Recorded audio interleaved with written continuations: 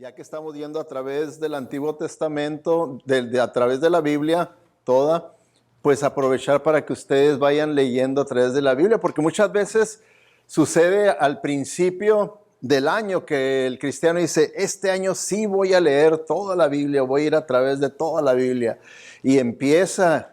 Y luego pues empieza, ¿verdad? Con el Antiguo Testamento y luego que son de 5 o 6 capítulos y se va debilitando en las ganas de seguir leyendo y luego empiezan ya en Levíticos y no terminan, no hacen todo el año, no leen toda la Biblia en todo el año y muchas veces pues nomás comenzaron con ganas y se les acabó la gasolina. Bueno, yo sé, pero puede ser que sea para algunos de ustedes difícil, ¿verdad? Mantener ese ritmo a través de todo un año. Pero en este caso no nos va a tomar un año, nos va a tomar mucho más de un año y tienen que ustedes que aprovechar para ir leyendo el libro y a la vez van a aprovechar más del mensaje porque ustedes ya están leyendo, ¿verdad? Los detalles, ya que yo estoy yendo en generalidades, ustedes ya pueden estar leyendo los detalles de cada libro. Entonces, este es el segundo mensaje sobre jueces y pues siempre los voy a hacer examen de lo que ya vimos la semana pasada, ¿verdad? Para ver si ustedes están aquí o están nada más en cuerpo presente. Pero no está aquí, ¿verdad? Su mente no está aquí, ¿verdad? Viendo. ¿Quién fue el escritor del libro de Jueces? Porque acuérdense que el autor es Dios, pero el escritor humano, ¿quién fue? ¿No se sabe? Ok, ¿verdad? La tradición judía a través de su libro del Talmud se lo atribuye a Samuel y Samuel, ¿verdad? Sabemos que es el último de los jueces y por lo tanto, ¿verdad? Se cree que él fue el que escribió lo que ya había escrito, hizo como quien dice un resumen de la historia de ese periodo de los jueces. ¿De cuántos años es ese periodo? 350 años, es lo que es ese periodo de los jueces, 350 años. Y pues está resumido en 23 capítulos, ¿verdad? Esos 350 años que presenta el escritor. Ahora, ¿qué fecha se escribió este libro, más o menos? ¿Se acuerdan que estuvimos viendo pistas que nos da el libro de cuándo pudo haber sido escrito, ¿no? Porque el escritor hace mención que en el tiempo de los jueces no había rey. Quiere decir que en el tiempo que él está escribiendo este resumen histórico de el peor tiempo de Israel, entonces ya había rey. Entonces, si Samuel es el escritor y Samuel llegó a vivir hasta el segundo rey de Israel, que fue David, entonces lo pudo haber escrito entre el reinado del primer rey Saúl, porque él los ungió a los dos reyes, entre el reinado de Saúl y el reinado del rey David, lo cual nos dan las fechas que puede ser escrito entre el 1051 y el año 1000 antes de Cristo, cuando fue escrito este libro. ¿Ok? Bueno, y se fue. Ok. Bueno, y sabemos, ¿verdad?, que la situación en el libro de Israel fue una situación triste. ¿Por qué?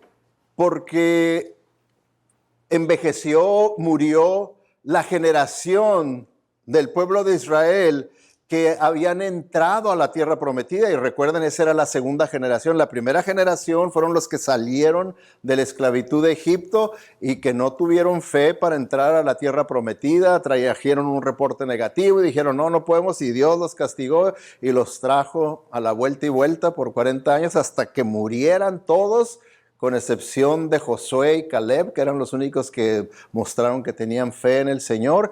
Y la nueva generación también aprendió la lección, fueron inspirados a tener fe, y ellos sí dijeron, vamos a entrar. Y entraron y empezaron la conquista.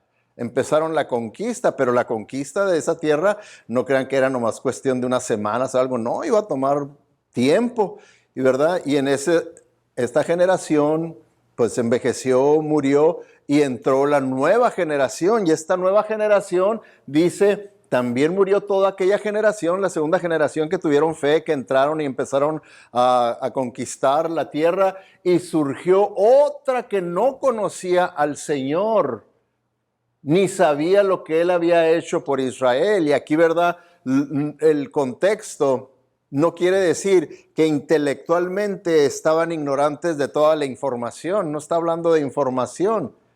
Quiere decir que no conocían al Señor como la otra generación lo conoció por fe, lo conoció en una relación personal, en una relación de amor, de obediencia. Esta otra generación no, nada de eso. No sabía lo que Él había hecho por Israel. O sea que no lo tomaban en cuenta todas las evidencias del gran Dios que tenían.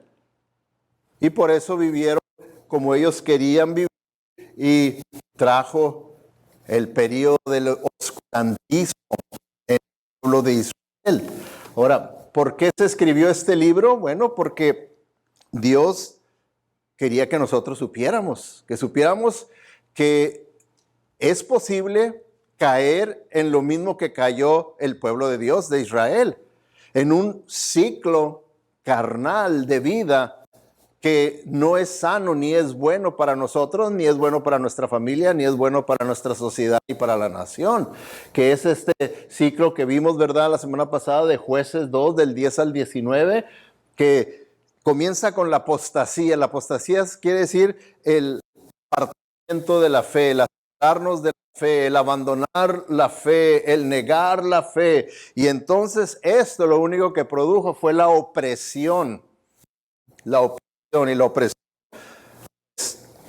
viene de parte de opresores, ¿verdad? En el caso espiritual, del mundo, de Satanás, la carne, empiezan a oprimir, hasta que el verdadero cristiano pues llega otra vez al arrepentimiento, ¿verdad?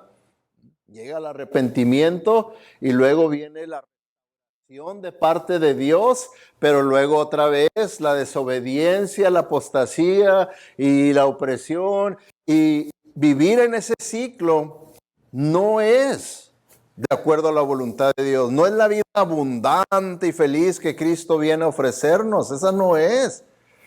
Por eso es que este periodo de Israel se le conoce como el periodo peor. Entonces, nosotros no queremos vivir en periodo. Al contrario, nosotros queremos vivir en el periodo de Josué. Por eso les dije, cuando uno se fue leyendo el libro de Josué, bien a gusto, la luz.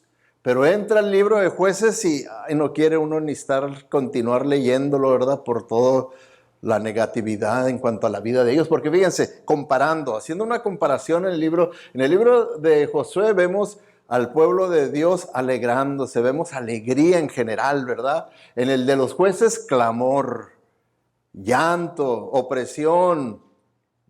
En el libro de Josué vemos que tenían una visión celestial. Ellos decían, sí, vamos a conquistar la tierra. ¿Por qué? Porque el Señor está con nosotros y el Señor va a pelear por nosotros. Y toda su perspectiva de la vida de ellos era bíblica, era de acuerdo a la palabra de Dios. Mientras que la perspectiva del pueblo de Dios en Jueces era terrenal, era nada más, caminaban y vivían por vista. Mientras que en Josué caminaban y vivían por fe. Dos sistemas completamente diferentes y que traen sus consecuencias diferentes en cada uno. En Josué vemos la victoria, cómo Dios les daba la victoria. ¿Por qué? Porque confiaban en el Señor. En Jueces vemos derrota tras derrota tras derrota, a pesar de que el Señor les había prometido la victoria, pero experimentaban la derrota. En Josué vemos el progreso. El pueblo de Dios progresando, en Jueces declinando. Ahí es donde vemos, ¿verdad? Esa bajada en espiral, que poco a poco empezaron a descender, el decline. Vemos en Josué a una generación con fe, y la fe es sinónimo de obediencia. Era una generación que obedecía al Señor, mientras que en Jueces es de incredulidad. Por lo tanto, desobediencia. En Josué vemos libertad, mientras que en Jueces, esclavitud. Fueron repetidamente esclavizados por los que ellos deberían de haber conquistado, deberían de haber echado fuera, fueron esclavizados por ellos. Entonces, vemos aquí un contraste muy grande. ¿Dónde quiere usted vivir? ¿En Josué o en Jueces? Entonces, por eso es que el Señor nos advierte, y por eso es que nos dio ese libro, y es por eso que lo escribió, para que nosotros aprendamos del ejemplo del pasado, del pueblo de Israel. ¿Cómo puede uno caer en un estilo de vida que no es el sano, que no es? Aquí podemos ver claramente cuál es el estilo de vida que el Señor quiere que nosotros vivamos. El del libro de Josué, no el del libro de los Jueces. Ese no. Y que muchas veces puede a nosotros hacerlo como normal, el vivir en ese ciclo que vivieron el pueblo de Israel en el libro de los Jueces. ¿Okay? Y es por eso, ¿verdad? Por todo esto, ¿verdad? Que las características del libro de los Jueces, de que clamor, énfasis terrenal, derrota, declina, incredulidad, esclavitud, que el Señor en su misericordia, porque vemos en el libro de los Jueces que a pesar de que el pueblo de Dios era infiel al Señor, el Señor permanecía fiel. Y levantaba un juez para que venir y salvarlos.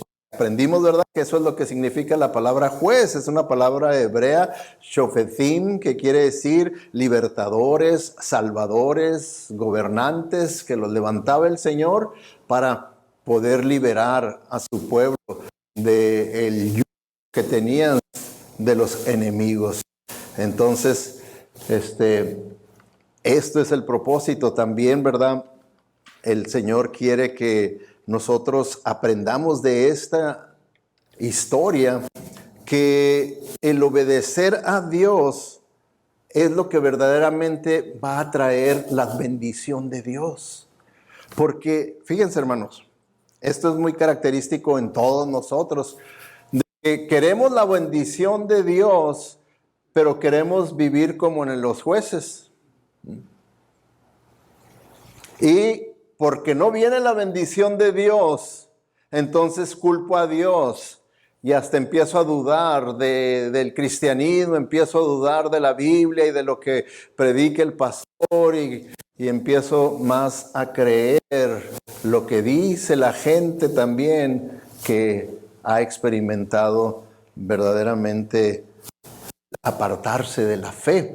Entonces, tenemos nosotros que ser responsables de nuestras decisiones, de nuestras elecciones. Si yo elijo y decido vivir como en el periodo de los jueces, pues entonces las consecuencias van a ser las mismas que vimos nosotros que sufrió el pueblo de Israel. No espere usted consecuencias como la segunda generación ahí en Josué, que fue una generación de fe, de obediencia al Señor.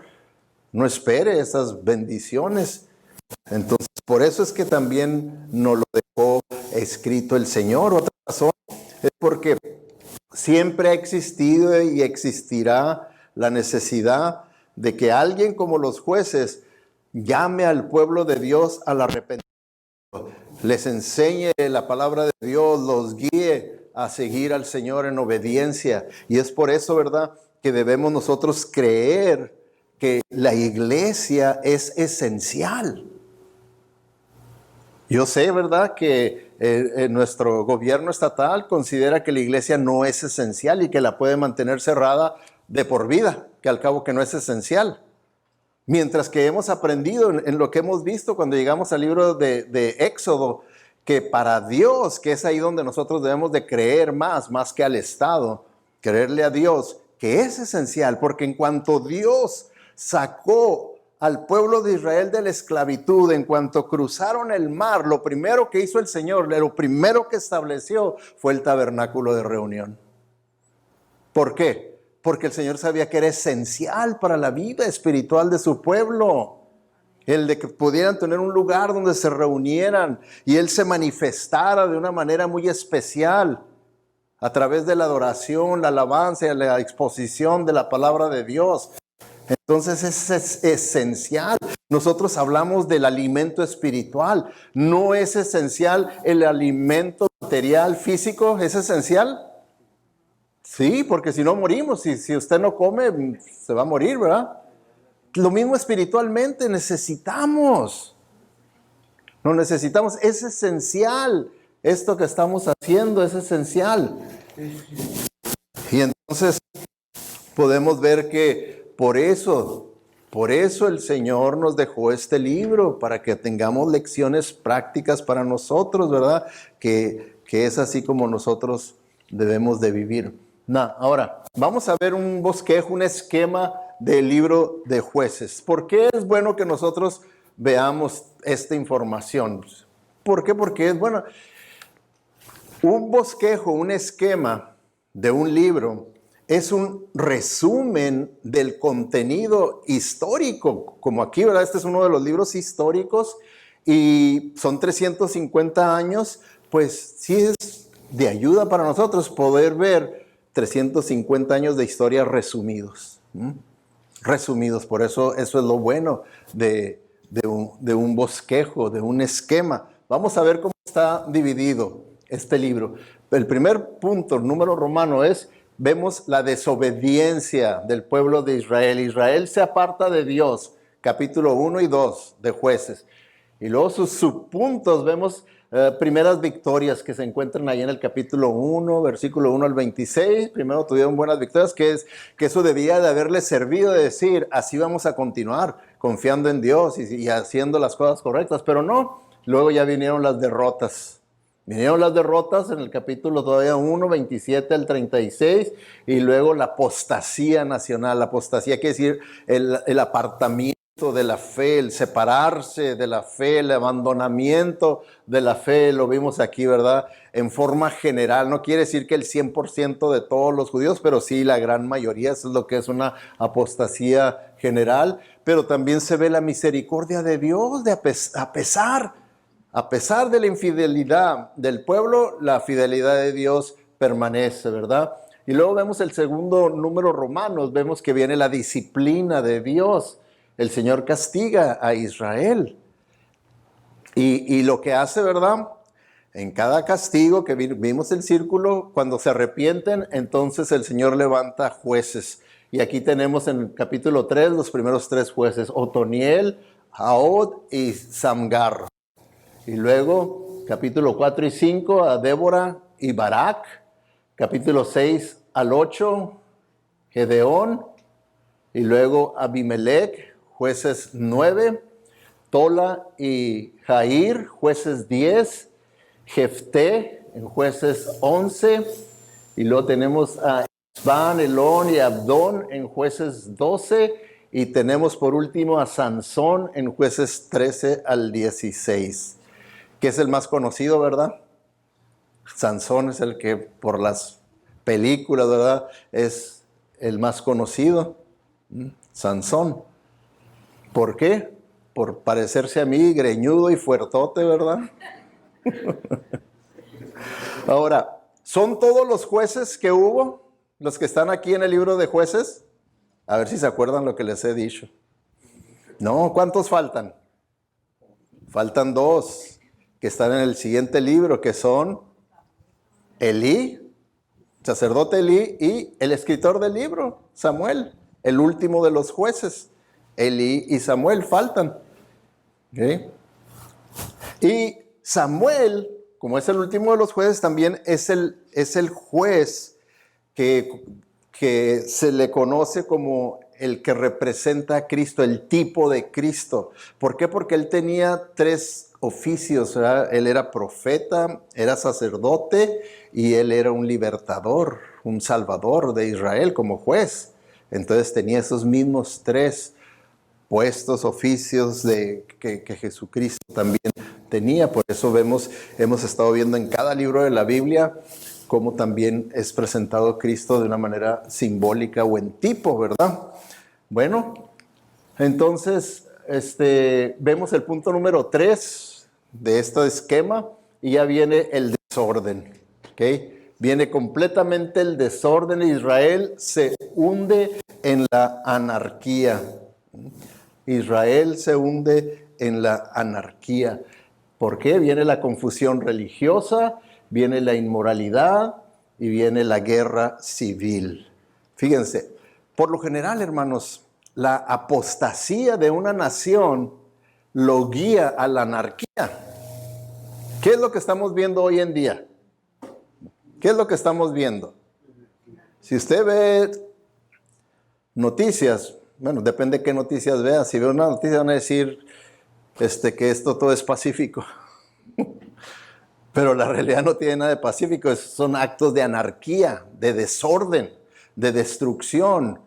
Y es que ese es un sistema filosófico, una visión del mundo que se supone que así es como se puede traer cambios a través de la anarquía. Pero este tipo de anarquía nace de un rechazo de Dios. Porque no sé si ustedes se han fijado, ¿verdad? A mí me gusta, si voy a hablar de algo desde acá arriba, desde el púlpito, pues me gusta investigarlo para poder decir, sí, investigué y sí. Y estos grupos de anarquía que andan haciendo estas quemazones, destrucciones y todo lo que supuestamente es pacífico, ¿verdad? No sé si ustedes han visto, han leído lo que van gritando en el camino, lo que van diciendo, van hablando en contra de Dios, van expresándose con maldiciones acerca de Dios, que ni puedo decirles aquí de qué se trata, porque luego ustedes me van a crucificar si les digo lo que andan diciendo, pero eso es lo que es. ¿Mande? Sí, andan quemando Biblias. ¿Qué más anarquía podemos creer? Y todo viene también de esto, de una apostasía, de un apartamiento, de un rechazamiento completamente de la fe cristiana en este caso, ¿verdad? Porque a esa es a la que están maldiciendo, a la fe cristiana, a las creencias que provienen de la palabra de Dios, por eso es que la están quemando. ¿Ok? Bueno, pues debemos nosotros de aprender. Ahora, las lecciones. Hemos visto 2 lecciones, nomás rápidamente para recordárselas. Cuando el pueblo de Dios no es espiritual, la nación decae. Si nosotros vemos un decaimiento en la nación, es nuestra culpa. Si usted se considera parte del pueblo de Dios, entonces debemos de trabajar en nuestra vida espiritual. Porque si nosotros decaemos, entonces va a decaer nuestra familia, va a decaer nuestra iglesia y va a decaer nuestra sociedad y va a decaer nuestra nación. Entonces debemos de trabajar en nosotros porque dice, los israelitas hicieron lo malo a los ojos del Señor. ¿Okay? Ahora, la segunda lección que vimos es seguir el camino que parece correcto. El de nosotros vivir por vista y no por fe, lo que nos parece correcto. Y si en aquella época no había rey en Israel, cada uno hacía lo que le parecía mejor. Y nosotros sabemos por la Biblia que la Biblia nos advierte que hay caminos que a nosotros nos parecen los mejores, pero que acaban por ser caminos de muerte. Y lo vemos por experiencia en Israel, cómo terminó. Ahí en el Romano número 3, en confusión, en inmoralidad y en guerra civil. ¿Se imaginan? En guerra civil terminaron esas tribus que salieron de la esclavitud y que estaban unidas en su marcha por el desierto, estaban unidos como un solo pueblo y unidos entraron a la tierra prometida y empezaron la conquista unidos, pero vino su periodo de oscurantismo. ¿Y qué pasó? Empezaron a hacerse la guerra unos a otros. Dentro de la misma familia empezaron a hacerse la guerra, una tribu contra otra tribu, a matarse entre ellos. ¿Se imaginan ustedes? Qué tremendo está eso. Bueno, ok, vamos a ver la lección número 3, que esto es nuevo, esto no lo vimos, y que es también bien importante. La lección, cuidado con la idolatría, porque muchas veces no la tomamos en cuenta, creemos que la idolatría la consideramos es únicamente así como se ve en la Biblia, en el Antiguo Testamento, y dicen, no, yo no tengo ninguna imagen de Baal o de Acera o de Isis o de esto, lo otro, yo no tengo nada de eso. Pero la idolatría va más allá nomás de eso, ¿verdad? Fíjense, en Jueces 16 dice, nuevamente los israelitas hicieron lo malo ante los ojos del Señor. Sirvieron a los Baales y a los Astartes, a los dioses de Aram, a los dioses de Sidón, a los dioses de Moab, a los dioses de los amonitas y a los dioses de los filisteos. Abandonaron al Señor y ya no les sirvieron más. Entonces, se fijan, se los puse aquí en amarillo para que vean a todos los dioses que empezaron a servir. Un pueblo que debería ser monoteísta en la creencia y en la adoración de un solo Dios verdadero, se convirtió en politeísta, en ser... ¿Por qué atraen? ¿Por qué les atrayeron a ellos estos dioses ajenos? ¿Por qué? ¿Por qué? Porque estos dioses ajenos aprobaban la inmoralidad. ¿Y no creen ustedes que sea mucha tentación para uno una creencia que me apruebe lo que mi carne desea? Claro que sí es atractivo eso. Una religión que me dé luz verde para todos mis deseos carnales. Qué bárbaro, qué atractivo es aquello. Mientras que no es atractivo una religión donde me diga, no hacer esto, no lo hagas esto, no que me dé 10 mandamientos de que no debo de hacer. No me gusta mucho porque pues yo prefiero hacer lo que yo quiera. ¿Okay? Prefiero hacer lo que yo quiera. Entonces, ¿qué es un ídolo? ¿Qué es un Dios? ¿Okay? Para que podamos así verlo más claramente. Un ídolo es cuando algo o alguien se vuelve más importante para nosotros que Dios. Ahora, no nos puede pasar a nosotros eso, que algo o alguien se haga más importante para nosotros que Dios. No nos puede pasar eso. Y eso es idolatría, esa es la esencia de la idolatría. Es más, fíjense, incluso las cosas buenas pueden convertirse en ídolos cuando las convertimos en las cosas más importantes en nuestras vidas. Aún las cosas buenas se puede convertir en un acto de idolatría, se puede convertir en nuestro Dios que ya toma el lugar de Dios. ¿Sí? Entonces, debemos de tener cuidado porque nosotros también hacemos nuestros becerros de oro. No nomás Israel lo hizo, nosotros también, miren, fíjense, estos son los ídolos de nosotros. Este es nuestro becerro de oro. Vamos a comenzar, allá mismo dice tú mismo, ahí en las letras chiquititas, allá arriba, ¿verdad? Dice tú mismo. Nosotros mismos podemos hacer nosotros mismos de mí mismo el número uno. Cuando considero que todo se trata acerca de mí, todo gira alrededor de mí. Ya eso es un acto de idolatría. ¿Por qué? Porque yo soy más importante que Dios. Mi voluntad y mis deseos son más importantes que los de Dios. Lo que yo quiero está por encima de lo que Dios quiere. Entonces, eso es esencia de la idolatría y tenemos que reconocerlo así, ¿verdad? Para no caer en eso. Y lo dice entretenimiento. Muchas veces esto puede ser más importante que Dios y debemos de tener cuidado. Religión. La religión también.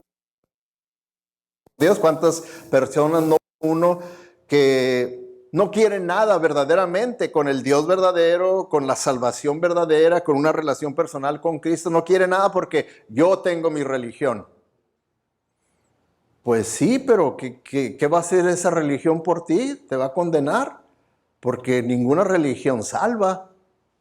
Es solamente Cristo el que salva. Y si no tienes una relación personal con el Cristo vivo, resucitado, no hay esperanza de vida eterna más que de condenación.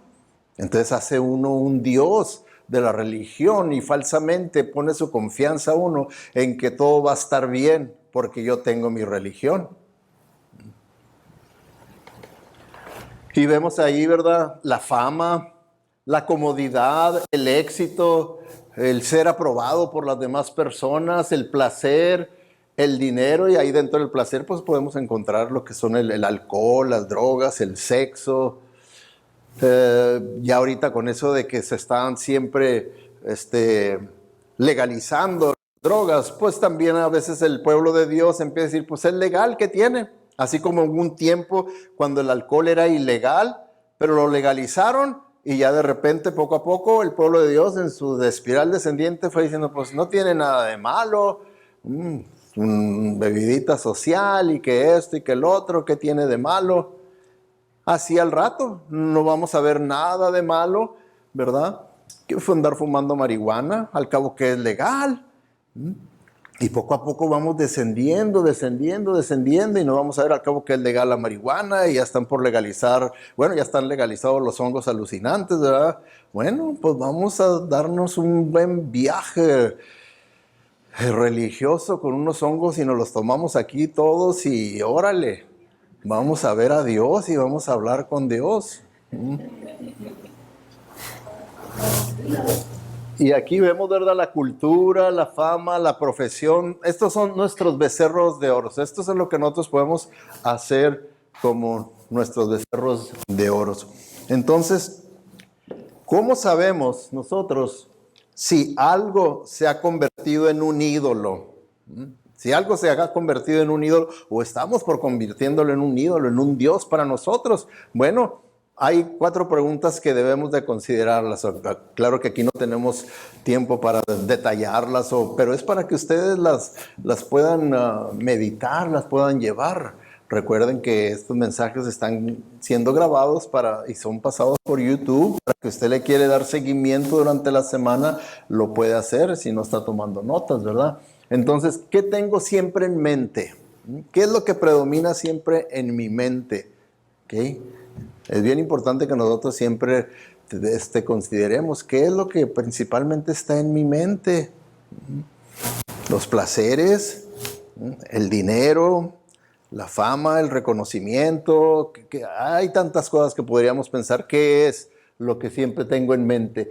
¿Dónde obtengo mi alegría? ¿Okay? ¿De dónde viene mi contentamiento? No sé si ustedes se fijaron, conforme vimos que hubo repartición de tierras dentro de las tribus del pueblo de Israel, a los sacerdotes, a los líderes espirituales, no se les dio repartición de tierra. ¿Por qué sería? Porque para ellos deberían dar el ejemplo, que para ellos no necesitaban una porción de tierra, sino ellos decían, mi porción es el Señor. Todo mi gozo, mi contentamiento, mi identidad, todo proviene de Dios. Es todo lo que yo necesito en esta vida, al Señor. Yo no necesito para ser feliz esta casa, no necesito para ser feliz este carro, no necesito tener este negocio, tener esta persona, tener esto, tener fama. No. Mi única verdadera fuente de satisfacción, de gozo, de alegría, de contentamiento es el Señor. Él es mi porción. Entonces ellos tenían que dar ese ejemplo, ¿verdad? Entonces, ¿de dónde obtengo yo mi alegría? Póngase a pensar. ¿Dónde paso mi tiempo? Porque muchas personas dicen, pastor, yo sé que usted nos anima a que estudiemos la Biblia, pero yo no tengo tiempo. No tengo tiempo. Entonces usted tiene menos horas que la demás gente de vida. Todos tenemos las mismas horas de vida, ¿verdad? Y si usted duerme 8 horas, como se supone que debemos de dormir, y trabaja 8 horas, le quedan otras 8 horas. ¿Y qué va a hacer en esas otras 8 horas? No le queda tiempo para entrar a la palabra de Dios, no le queda tiempo para servir a Dios, ¿no? Entonces debemos de pensar, ¿dónde paso mi tiempo? ¿Qué es lo que me absorbe mi tiempo principalmente? Número 4, ¿dónde gasto mi dinero? Porque fíjense, hay veces que no nos duele a nosotros hacer un gasto, digamos, porque yo he visto en el internet el costo en las tiendas, un gasto de unos tenis, $150. Son para mí, no me duele para nada. Pero dar $150 para el equipo de YouTube, por ejemplo. Ah, no, pastor, eso es malgastar el dinero. Pero darlo para mí, esa es una buena inversión, ese sí, es un buen gasto. ¿Ok?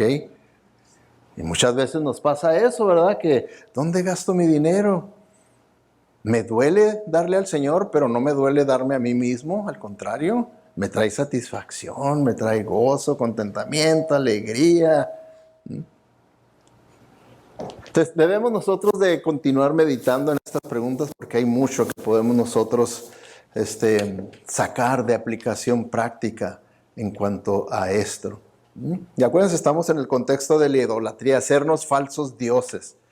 Que el primer paso que dio esta nueva generación hacia la derrota y la esclavitud de esta nueva generación de Israel, que no tuvieron fe, que fueron desobedientes, fueron que descuidaron la palabra de Dios.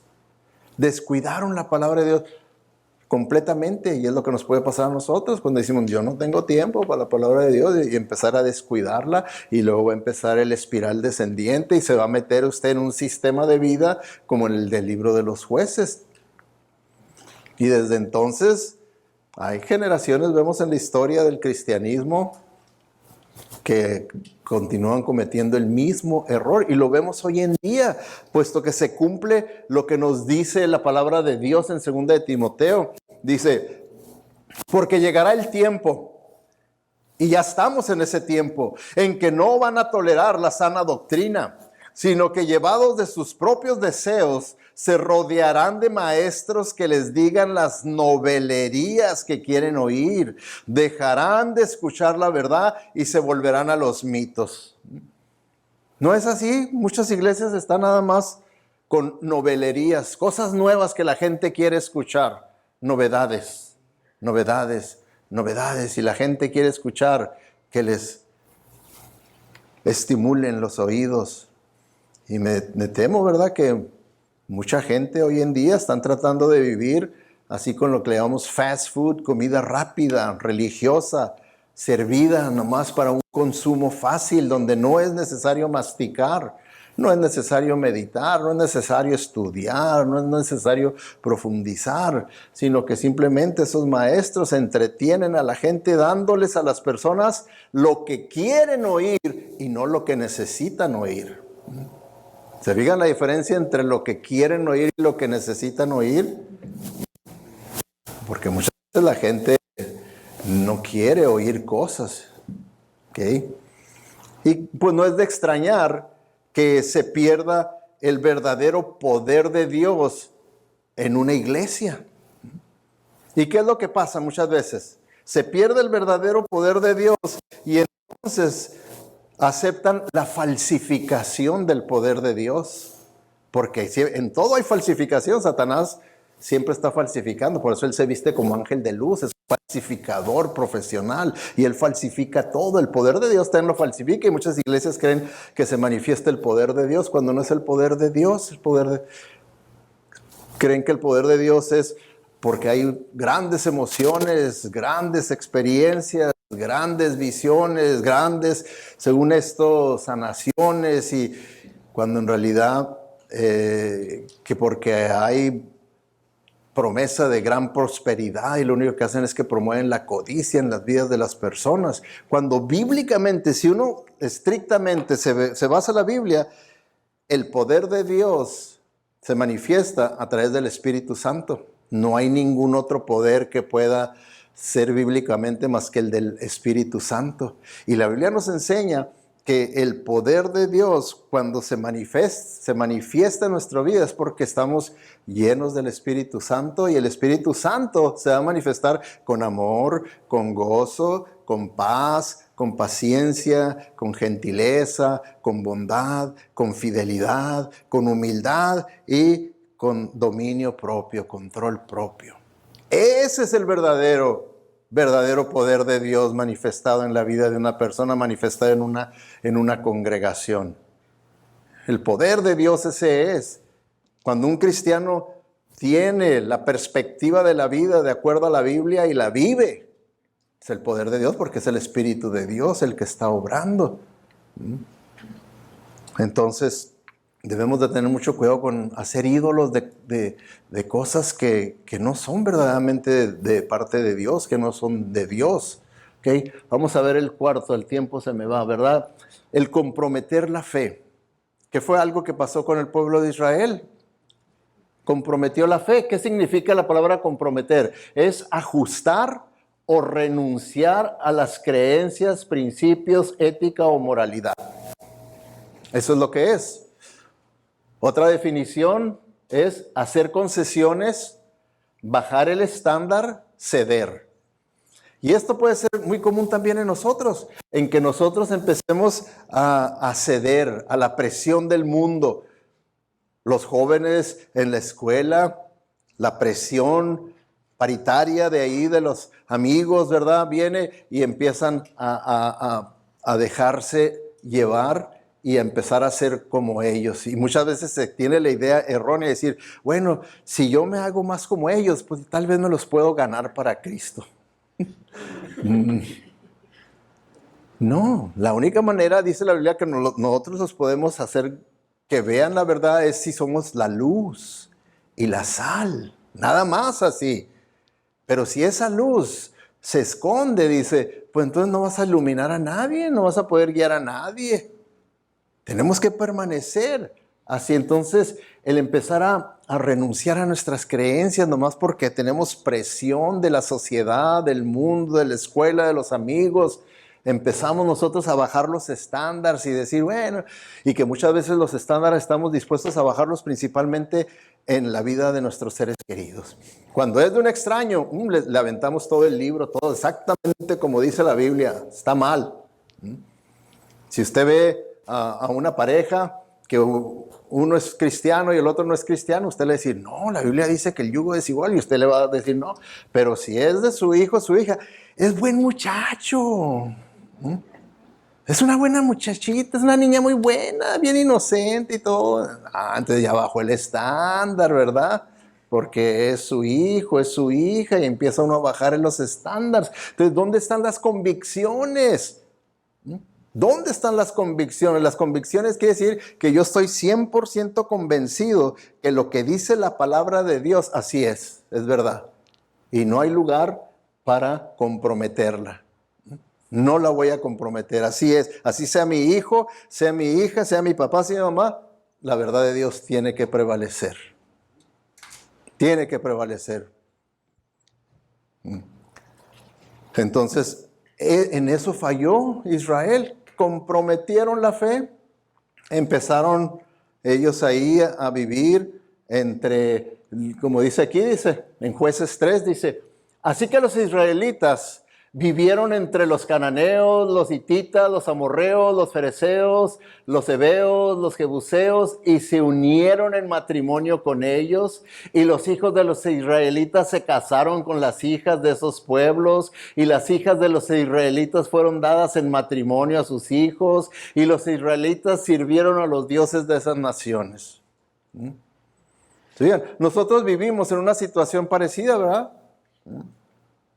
Tenemos toda clase de grupos viviendo aquí en los Estados Unidos con toda clase de religiones, es lo que llamamos el pluralismo. Entonces, podemos nosotros muy bien caer también en lo mismo que ellos cayeron por la influencia de ese pluralismo, y cayeron ellos en eso y comprometieron su fe. Se fueron acostumbrando los israelitas tanto a las prácticas de sus vecinos, de las personas con las que vivían, que empezaron poco a poco a verlas como normal, como que no tienen nada de malo. Así como les dije, hubo un tiempo aquí en los Estados Unidos que el alcohol se veía como de Satanás, es una droga, porque es una droga el alcohol. Pero nomás se legalizó y poco a poco se fue bajando la manera en la que se veía el alcohol. Ahorita sí también la marihuana, era un tiempo en que la marihuana, yo recuerdo, decían, es marihuano, ay, escóndanse, es marihuano. Ahora Por donde quiera que uno va, oh, es marihuana. Sí, es marihuana lo que huele. No, es un zorrillo, no, es zorrillo ni que nada, yo sé lo que es marihuana. La cola de zorrillo. Entonces, y lo vamos normalizando, lo vamos normalizando. Todo lo que la Biblia condena se va normalizando, se va normalizando. Por ejemplo, fíjense lo que dice la Biblia, Génesis. Dice, y Dios creó al ser humano a su imagen, lo creó a imagen de Dios, hombre y mujer los creó. ¿Okay? ¿Creen ustedes en esto? ¿Sí o no? Es la palabra de Dios. Debemos de creerlo y debemos de tener nosotros una consistencia de fe, una certidumbre de decir, esto es palabra de Dios y yo creo en esto. Entonces aquí, de acuerdo a Dios, ¿cuántos géneros hay? De acuerdo a Dios, ¿cuántos géneros hay? Dos. Ahí dice hombre y mujer. Así fue como Dios nos creó. Dos géneros. ¿Ok? Pero a sus hijos en las escuelas públicas les están enseñando que esto está mal, esto es arcaico, esto es de allá, ¿verdad? De los primitivos, de las cuevas, o sea, con los dinosaurios, ¿verdad? ¿Cómo creer, verdad? En nada más en dos. No, hombre, ¿cómo vas a creer que nomás hay dos géneros? No, y les empiezan a enseñar los diferentes géneros que hay y les empiezan a promover que practiquen, cálale, para que veas que puedes tú tener una combinación de géneros, porque ¿saben cuánto? Esto está siempre aumentando. Miren, como en este website que vi, se llama, este vato pregunta, ¿cuántos géneros ya hay en el 2020? ¿Cuántos géneros ya hay? Bueno, de acuerdo a este, dice, la identidad de género en el 2020 tiene una lista de un total de 112 géneros actualmente. 112 géneros que a sus hijos se los van a enseñar. ¿Por qué creen ustedes siempre que me oyen? Verdaderamente deben de creer que yo aborrezco la escuela pública porque sé que es el taller de Satanás. Es un taller que está fabricando puro maldad. Entonces, ¿se imaginan ustedes qué confusión para esos niños, para esos jóvenes que empiecen 112 géneros? ¿Se acuerdan ustedes? Como dice Dios, pues nada más había dos para el género femenino y el género masculino, ¿se acuerdan? Ahorita siguen inventando porque como siguen saliendo nuevos géneros, ahorita estos son los signos que llevan inventados en cuanto a los géneros. El primero que ven ustedes, sí, dice female y el segundo male, pero luego empieza los demás géneros que están enseñándoles a sus hijos, y sus hijos van a tener algún día de estos un curso detallado para que puedan ellos identificar qué combinación de géneros tengo yo y puedan vivirlo y practicarlo con libertad. Porque eso es lo que hace la religión y su hogar, la tradición. Los tienen amarrados en algo que no es bueno. Esto sí es bueno, que usted pueda experimentar esto. Y lo único que pasa, ¿verdad? Es que ahí empieza ese espiral descendiente, como dice, todo comienza allá, el primer punto allá arriba y luego el siguiente, y luego pasa esto, y luego pasa esto, y luego pasa esto, y luego terminamos en esto. ¿Y qué es lo que hemos visto? ¿Que en qué termina todo esto? En daños irreversibles. Física, emocional, espiritual, psicológicamente en la vida de nuestros hijos. Irreversible daños. Irreversible. Entonces, ¿cómo comienza? Para el cristiano, ¿cómo comienza todo esto? Déjenme explicarles el proceso para que tengamos cuidado. Bíblicamente nos dice Santiago 4:4, dice, oh gente adúltera, ¿no saben que la amistad con el mundo es enemistad con Dios? Si alguien quiere ser amigo del mundo, se vuelve enemigo de Dios. Entonces, ahí es donde comienza, cuando empezamos nosotros a hacer amistad con el mundo. Y eso es lo que pasa en las escuelas, empiezan a hacer nuestros niños, nuestros jóvenes, amistad con el mundo porque pasan mucho tiempo siendo influenciados por un sistema del mundo, con amistades del mundo, y empiezan poco a poco a ver a los padres, a la iglesia, como exagerados.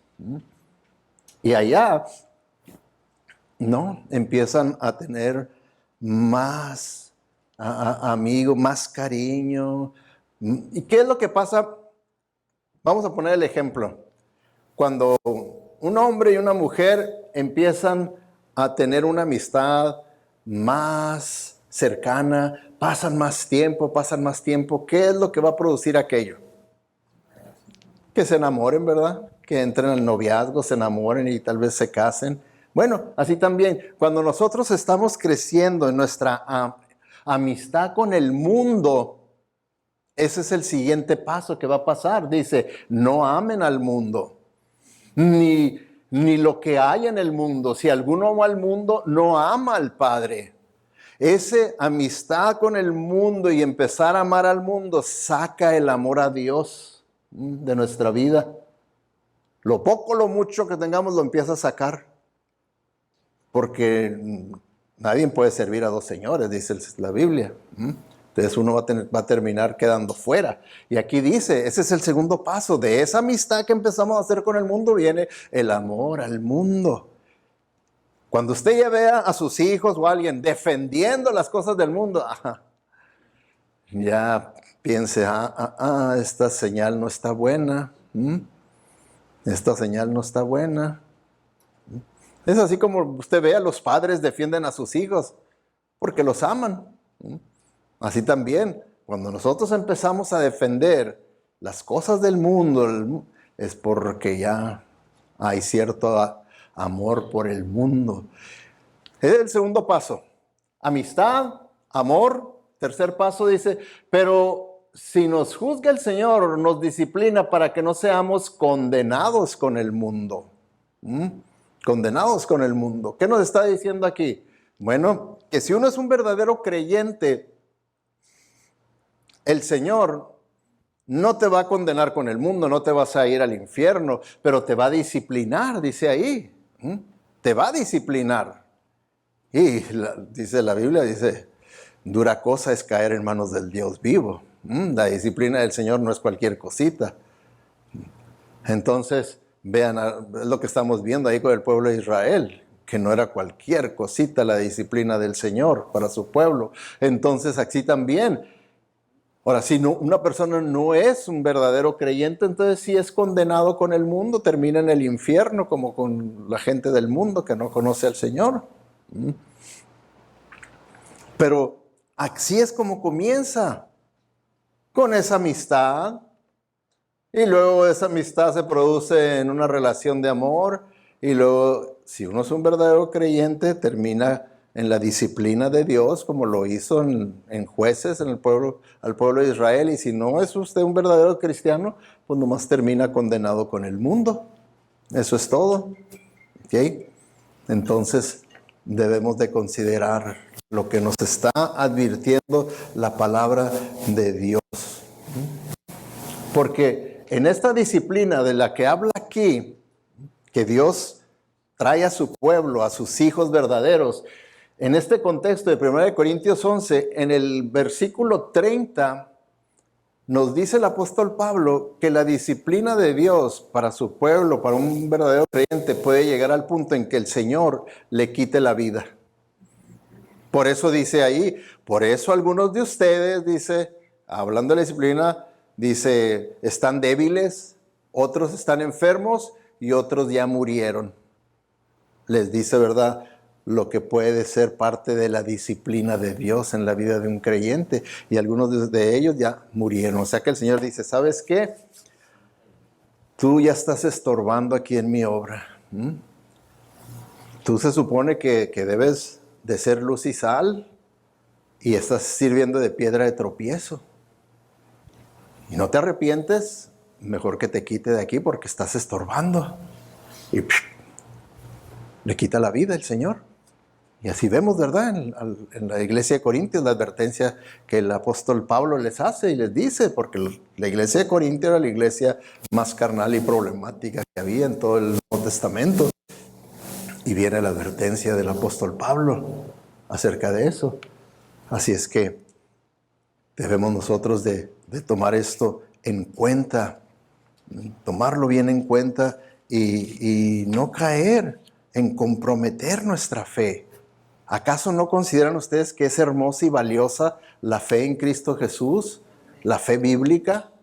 ¿Para qué comprometerla por algo que es muy inferior?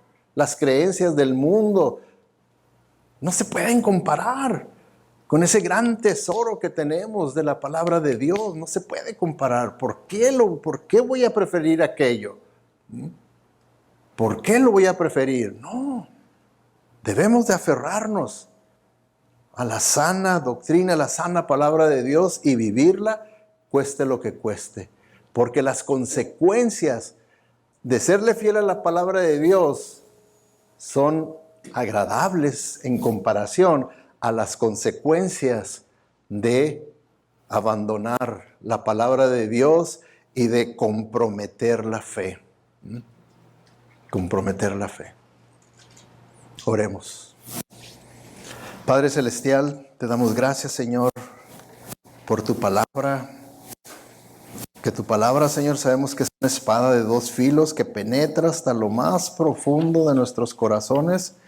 Y, Señor, queremos que así haya sido en esta hora. La palabra haya penetrado a nosotros y nos haga ver exactamente en dónde estamos mal, dónde estamos bien.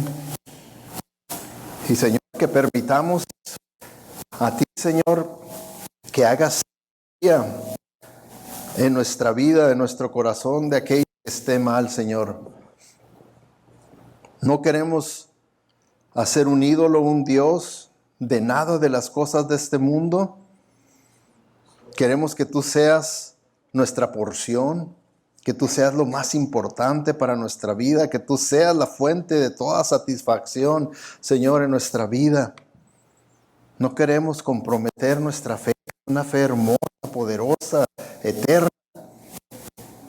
Ayúdanos, Señor, a permanecer fiel y a no tener temor de verdaderamente seguirte a ti en obediencia. Te lo pedimos con el único propósito de traer honra y gloria a tu nombre y para que muchos puedan venir al conocimiento verdadero y salvador de Cristo Jesús. Amén.